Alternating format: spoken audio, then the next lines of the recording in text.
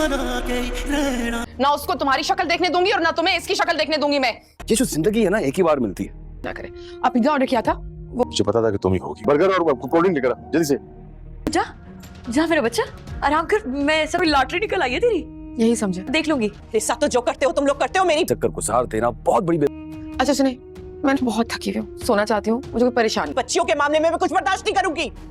उसको रो रो कर सिसक कुफी होती, नाम तक सुनना पसंद नहीं करता वो। खिला दीजिएगा सबको। इज्जत की परवाह नहीं है। ये जो धमकी दे रही हो ना, ये धमकी तुम्हें बहुत महंगी पड़ेगी। बहकावा ड्रामा जो कि बहुत ही ज़्यादा इंटरेस्टिंग होता जा रहा है, इसकी आने वाली एपिसोडें और भी ज़्यादा अच्छी होने वाली हैं। जैसे आपने पिछले एपिसोडों में देखा कि जुबैर और उसके घर वाले बहुत ही ज़्यादा जुल्म कर रहे हैं जीनत पर।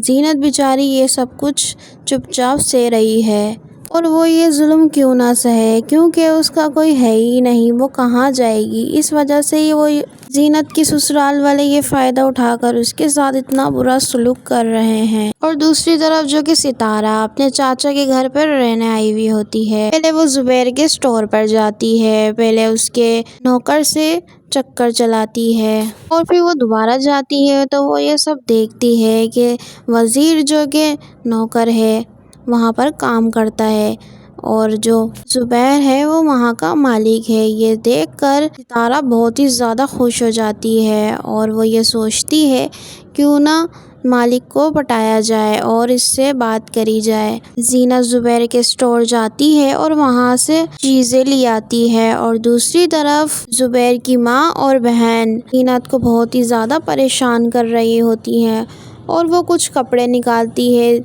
और वो अपनी माँ को देती है जीनत को देने के लिए। जीनत की सास जीनत को बुलाती है और उसे बोलती है कि ये शादी में पहनने के कपड़े हैं, तुम ले लो और इन्हें पहन लेना।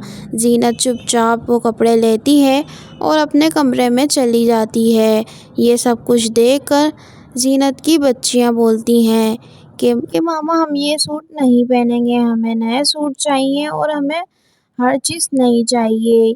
ये बात सुनकर जीनत बहुत ही ज़्यादा रोने लगती है, और वो ये सोचती है कि ऐसा तो हो ही नहीं सकता, अब मैं क्या करूं।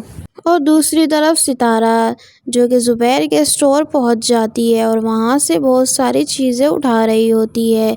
दूसरी तरफ से जुबैर और उसका दोस्त असलम आ जाता है, और वो ये सब कुछ देखकर असलम को बहुत ही ज़्यादा गुस्सा आता है कि ये बगैर पैसों का सामान क्यों ले रही है, और वो वज़ीर को डांटता है कि तुम इसको बगैर पैसों का सामान क्यों दे रहे हो। तो वज़ीर कहता है कि ये बातें तो आप जुबैर भाई से ही पूछें, वही आपको बताएंगे। इतने में सितारा सामान उठा रही होती है, तो जुबैर का दोस्त असलम सितारा को देखता है और वो उसे बहुत ही ज़्यादा अच्छी लगती है, तो वो ये सोचता है कि मैं क्यों ना इससे बात करूं, और सितारा उसको मुंह तक नहीं लगाती है। दूसरी तरफ जीनत की बहुत ही ज़्यादा तबीयत ख़राब हो रही होती है और उसे बहुत ही ज़्यादा चक्कर आ रहे होते हैं, लेकिन जुबैर तो सितारा के साथ मसरूफ़ होता है और वो उसे सामान पैक करके दे रहा होता है। ये बातें देखकर असलम को बहुत ही ज़्यादा गुस्सा आता है, और असलम जुबैर से कहता है कि ये लड़की कौन है और ये कहाँ से आई है। तो वज़ीर कहता है कि ये बातें मुझे नहीं पता, आपको अगर इसकी इंफॉर्मेशन चाहिए तो आप जुबैर भाई से ले सकते हैं। तो जुबैर सितारा के पास जाता है और उससे पूछता है कि आपको और कुछ तो नहीं चाहिए। तो सितारा उसको इग्नोर करके चली जाती है और वो जुबैर से बातें करने लगती है। ये देखकर जुबैर को बहुत ज़्यादा अच्छा लगता है और असलम को बहुत ही ज़्यादा बुरा लगता है। तो सितारा अलग अलग चीज़ें उठाती है। दूसरी तरफ जुबैर साहब की बेटी जुबैर को कॉल करती है और वह कहती है कि मम्मा की तबीयत बहुत ही ज़्यादा ख़राब है। तो जुबैर बोलता है कि दादी से पैसे ले लो और अस्पताल चली जाओ। तो जुबैर की बेटी कहती है कि घर में कोई नहीं है। ये सारी बातें असलम सुन लेता है और वो फ़ौरन ही जुबैर के घर पहुंच जाता है, और ये सब कुछ देखकर जीनत बहुत ही ज़्यादा डर जाती है, और वो जीनत से कहता है कि तुम घबराओ मत, मैं तुम्हारे को कोई नुकसान नहीं पहुंचा रहा। जिसकी सास और नंद ऐसी होंगी और जिसका मियाँ, तो दूसरे तो ऐसा करेंगे ही।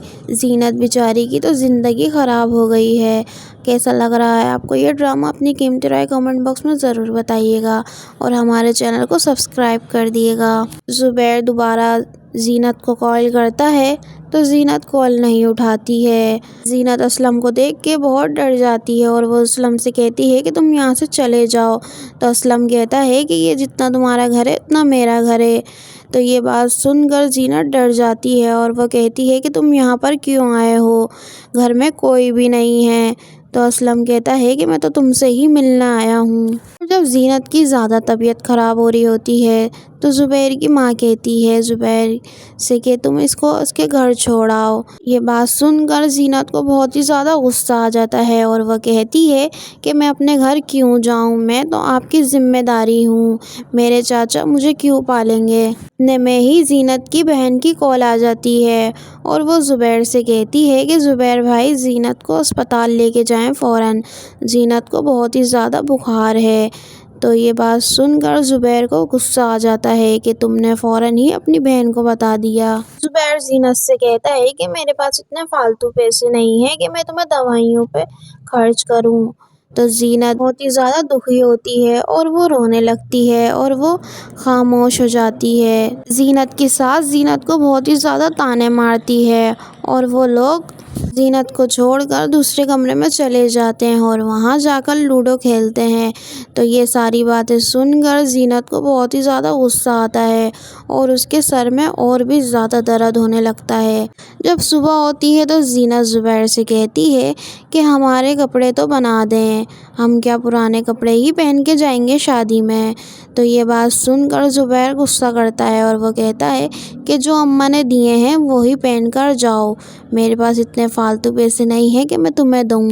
یہ باتیں سن کر زینت بیچاری خاموش ہو جاتی ہے اور وہ رونے لگتی ہے اور وہ کر بھی کیا سکتی ہے۔ اتنے میں ہی زبیر کی ماں آ جاتی ہے اور وہ زبیر سے کہتی ہے کہ تم ابھی تک اسٹور نہیں گئے۔ تو زبیر بتاتا ہے کہ یہ ایسے بول رہی ہے۔